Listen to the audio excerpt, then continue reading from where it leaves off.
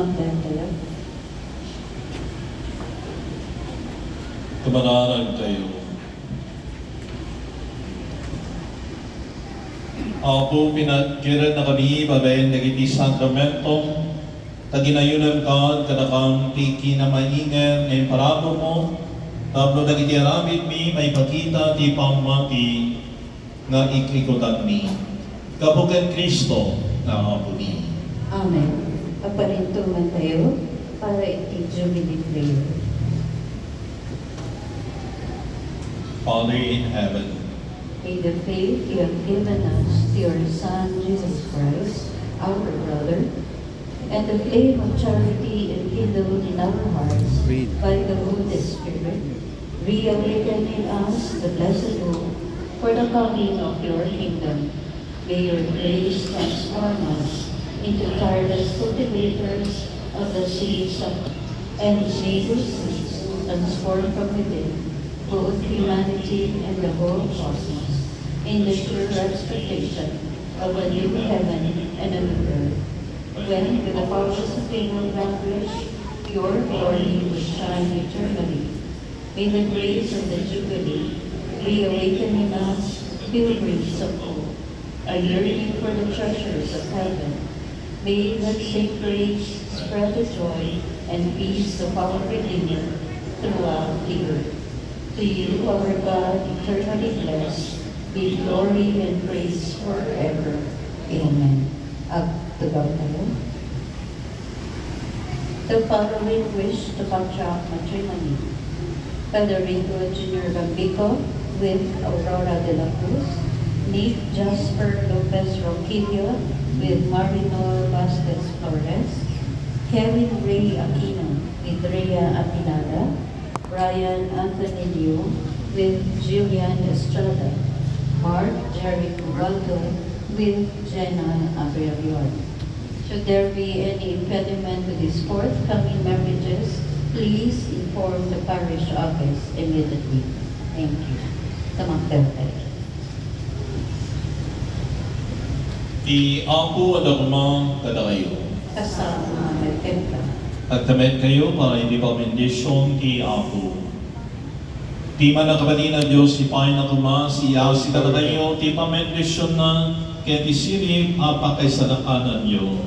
Amen. Adala na kayo kumadi agdasat, kada iti panusunod ti pamati, at pagtalinadan na kayo, iti panangaramid yo, iti naimbang. Amen.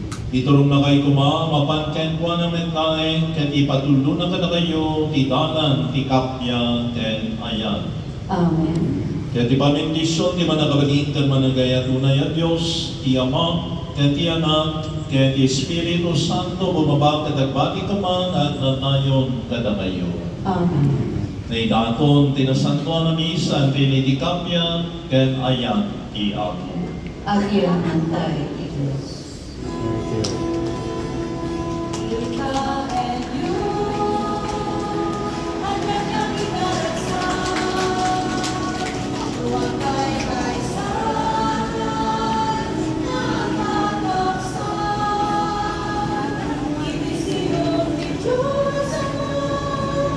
Mass ascended. Thank the Father.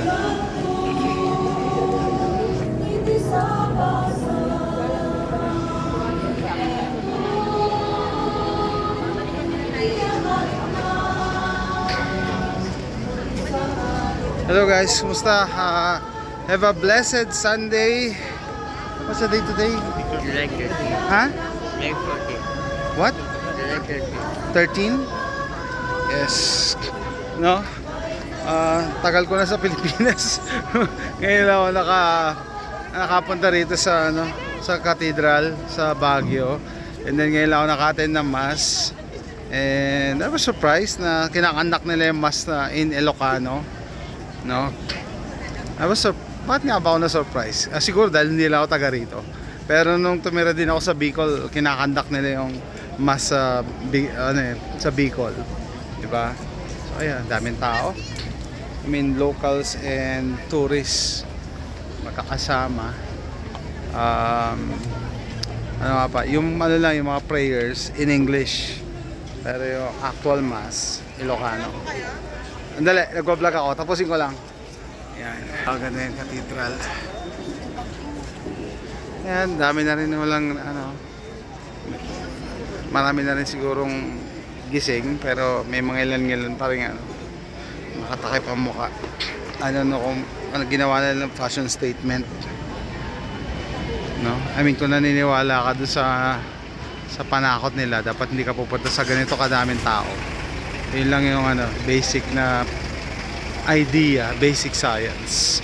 Daming tao eh. And ano, maganda yung loob ng church. Maganda yung loob ng church. Yung facade, parang simple lang. I mean, kasama yun sa ino-observe ko eh, yung architecture ng lugar. Yung pagkakadesign pa nga ng cathedral, similar sa mga simbahan ng iglesia na pointed, no? Yung tip. I don't know, hindi ko alam kung anong tawag sa architectural design na yan. Yan, ito ang cathedral dito sa Baguio. What can you say about the church? You wet your lips. Malamig kasi eh. Medyo malamig, hindi naman ganun kalamig. Parang Tagaytay cool lang. What can you say about the church? Huh? It's very good? Yeah. Yeah, let's go. Let's check the church inside. Abang wala na, lumabas na yung mga tao.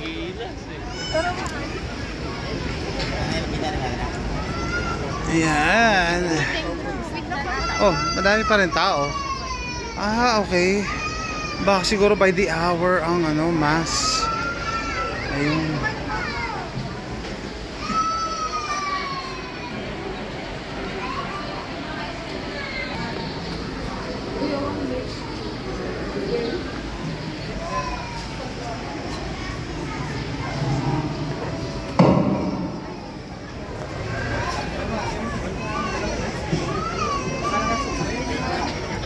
Ayan guys. So, ito yung last day namin, weekend, no? Nag-weekend lang kami dito. Paalis na kami at 2 p.m. Check out kami ng 12.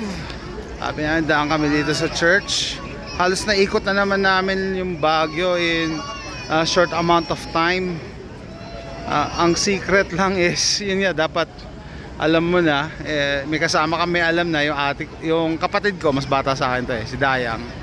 Alam niya na to, ilang beses sila nagbabagyo eh. So pwede mo na talagang gawing weekend trip ang Baguio. Hindi na kailangang 1 week vacation para lang mag-Baguio. No?